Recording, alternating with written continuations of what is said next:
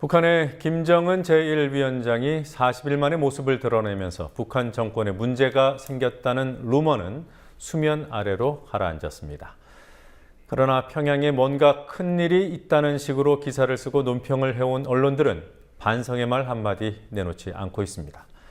44개월 만에 열린 남북 군사회담을 쉬쉬했던 정부는 북한이 비공개를 요구했다고 주장했지만 북한이 그렇지 않다고 반박하자 결국 말을 바꿨습니다. 매주 금요일 한반도와 국제문제 조망해보는 월드리뷰 시간입니다. 황준호 뉴스 취재팀장 나와 있습니다. 어서 오십시오. 예. 자, 남북 군사 당국자 접촉이 지난 수요일, 그리고 그저께 있었죠. 예. 네. 접촉 자체보다 그 전후 상황 때문에 논란이 더 있습니다. 그렇습니다. 판문점 만남에서는 서로의 입장 차이만 확인했고 어떤 합의가 나오지는 않았습니다. 그런데 그 다음 날 어제죠. 북한이 조선중앙통신을 통해서 접촉의 성사 과정을 밝히는 공개 보도라는 걸 내놓으면서 우리 정부의 입장을 곤란하게 만들었습니다.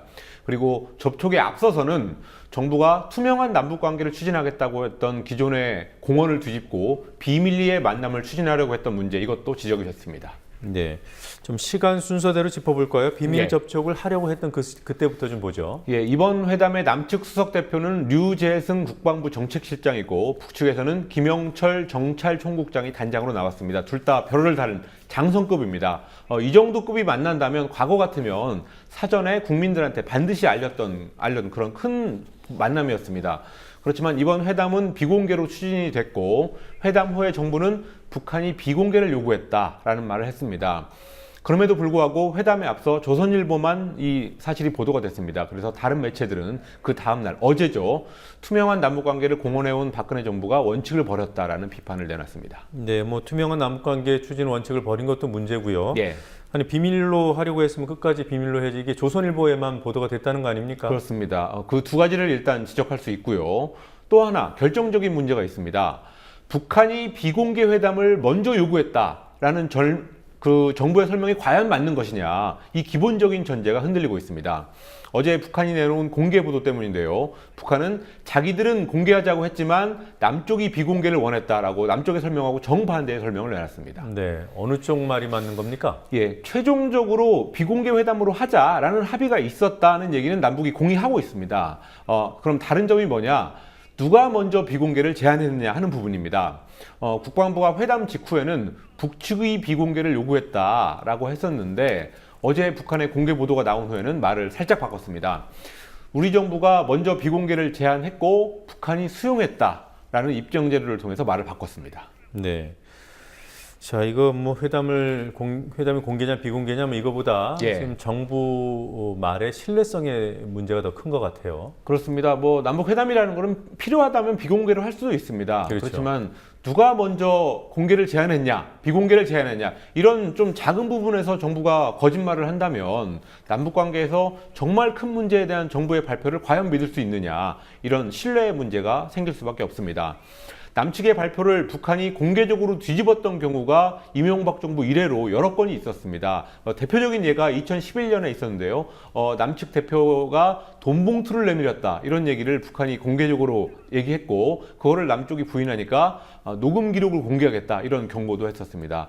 어쨌든 이런 남쪽이 주장하는 걸 북쪽이 뒤집는 이런 경우가 계속 쌓이면서 정부 발표를 고지고대로 믿을 수 있냐라는 의문이 계속될 수밖에 없습니다. 네.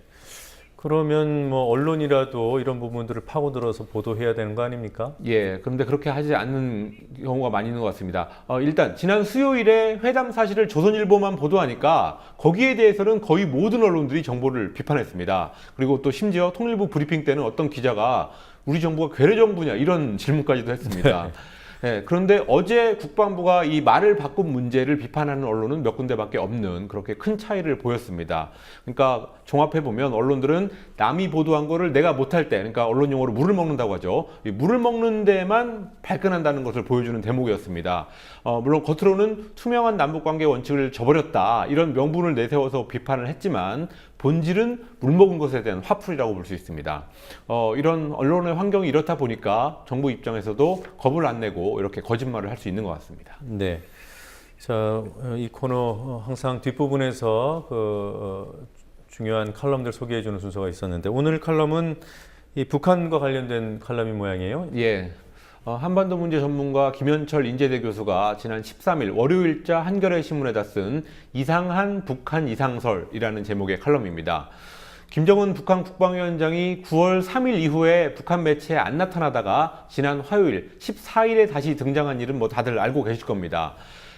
안 나타났던 40일간 여기에 안 나타나니까 북한 내부의 사정과 또 김정은 위원장에 대한 온갖 루머와 억측들이 나왔었는데 김정은 위원장이 다시 등장하기 하루 전에 나왔던 칼럼입니다. 그러니까 등장하기 하루 전에 예. 나왔던 칼럼 제목이 이상한 북한 이상설. 예. 그러니까 북한에 뭐 뭔가 병고가 생긴 것처럼 그렇게 보도한 내용들에 관한 거죠. 그렇습니다. 그런 소문들이 근거가 없다는 내용이었습니다. 네. 뭐 별의별 루머들이 카카오톡 같은 메신저 프로그램을 통해서 퍼져나갔었는데 그 모든 것들이 한마디로 근거가 없다는 얘기였습니다. 김현철 교수는 북한 붕괴론을 믿는 사람들이 확인되지 않은 소문만 가지고 북한 권력의 이상 상황을 추측하고 있다고 비판했습니다. 그러면서 북한 정보에 대한 판단은 그 정도로 허접하게 이루어지지 않는다. 북한의 공식 매체에 대한 독해, 그리고 주변국들과의 정보 공유, 기술 정보 이런 것들을 종합적으로 고려해야 된다라고 설명을 하면서 미국과 중국 같은 경우는 북한 정권의 이상 징후가 없다고 하는데 유독 한국에서만 그런 소문이 돌고 있다고 지적했습니다. 네, 뭐 소문이 그냥 소문으로 그치지 않고 보도에서 비중 있게 다뤄지고 종편 때문이죠. 그렇습니다. 북한에 관한 소문은 과거에도 뭐 수없이 많이 있었습니다. 그렇지만 북한 정권 이상설을 비판하는 이런 칼럼까지 나와야 되는 이런 상황은 역시 언론들, 특히 종편 때문이라고 할 수 있는 것 같습니다. 탈북자들의 어떤 일방적인 주장 또는 뭐 중국의 SNS에서도 또는 김정은 피습설 이런 얘기들을 토대로 해서 기사를 쓰고 있고요. 또 전문성이 의심스러운 사람들이 나와서 논평을 하고 있습니다. 그러면서 소문이 마치 어떤 진실의 일단을 보여주는 것처럼 신빙성을 얻어가는 그런 경로를 밟고 있습니다. 대표적으로 영국의 타블로이드 신문 데일리 미러가 김정은이 즐겨 먹는 스위스산 치즈가 건강을 해쳤다 이렇게 보도를 하니까 이런 입증이 안 된 추정을 마치 진실인 것처럼 보도한 것 역시 종편들이었습니다. 네. 그럼 그 칼럼에서 혹시 예. 그 해법에 관한 내용은 지적하지 않았습니까? 예, 해법이라고 한다면 북한에 대한 정보를 제대로 알려면 인적 교류를 하는 길밖에 없다 이런 해법을 내놓은 것 같습니다. 네. 한 대목을 읽어보자면 평양에 계엄령이 내려졌다는 근거 없는 소문이 돌았다. 그렇지만 평양에 주대하는 중국의 신화통신, 일본의 교도통신은 곧바로 평온한 평양시내 일상을 전했다. 그렇지만 우리는 현재 평양에 통신사나 하물며 인도적 지원단체도 없다. 이런 현실을 지적했습니다.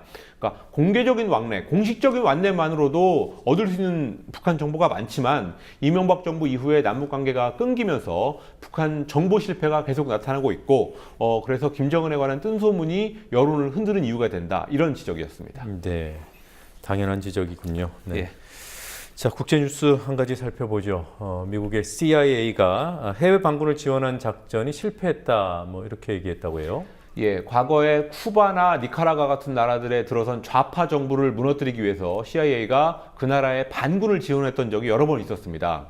그렇지만 1947년 CIA 창설 이후에 해외 반군을 지원한 사례를 연구해 보니까 대부분 실패했다는 결론을 CIA가 스스로 내렸습니다. CIA는 그런 내용의 보고서를 작년쯤에 오바마 대통령에게 제출했다고 뉴욕타임스가 지난 수요일자로 정부 관리들을 인용해서 보도했습니다. 네. 성공 사례는 전혀 없었던 겁니까? 예, 예외적으로 딱 한 번 있었습니다. 그런데 그렇지만 길게 보면 더 큰 화를 입은 경우였습니다. 네. 1979년 소련이 아프가니스탄을 침공했을 때 소련군과 싸우는 무자히딘, 그러니까 아프가니스탄 독립군 같은 건데요. 여기를 CIA가 무기를 지원해서 결국 10년 뒤에 소련이 물러난 경우가 유일한 성공 사례였습니다. 그렇지만 거기에서 비극이 시작됐습니다. 미국의 지원을 받아서 소련과 싸웠던 무자헤딘의 핵심 인물이 바로 오사마 빈 라덴이었습니다. 네. 그러니까 9.11 테러의 주역을 CIA가 키워준 셈이군요. 그런 셈입니다. 예, 미국의 지원을 받은 미국의 지원이 빈라덴의 손으로 직접 갔느냐 이거에 대해서는 좀 현재도 관론을박이 조금 있습니다. 네. 그렇지만 어쨌든 간에 미국이 아프간의 무자히딘을 지원했다는 것 이것만큼은 엄연한 역사적인 사실입니다. 그렇다면 왜 지금 이 문제가 뉴욕타임스에서 기사화가 되느냐, 미국이 지금 가지고 있는 구상 때문입니다. 미국은 무슬림 강경 무장 조직 이슬람 국가를 무너뜨리려면 지상전이 필요한데 지금 현재 미국을 보내기는 어려운 상황이니까 이라크와 시리아 현지에 있는 사람들을 모아서 군대를 육성하겠다라는 계획을 지금 가지고 있습니다. 그렇지만 역사를 돌이켜 보면 그런 작전은 사실상 다 실패했다는 것을 알아라. 이게 바로 뉴욕타임스 기사의 메시지였습니다. 네. 자, 오늘 여기까지 보겠습니다. 수고했습니다. 예.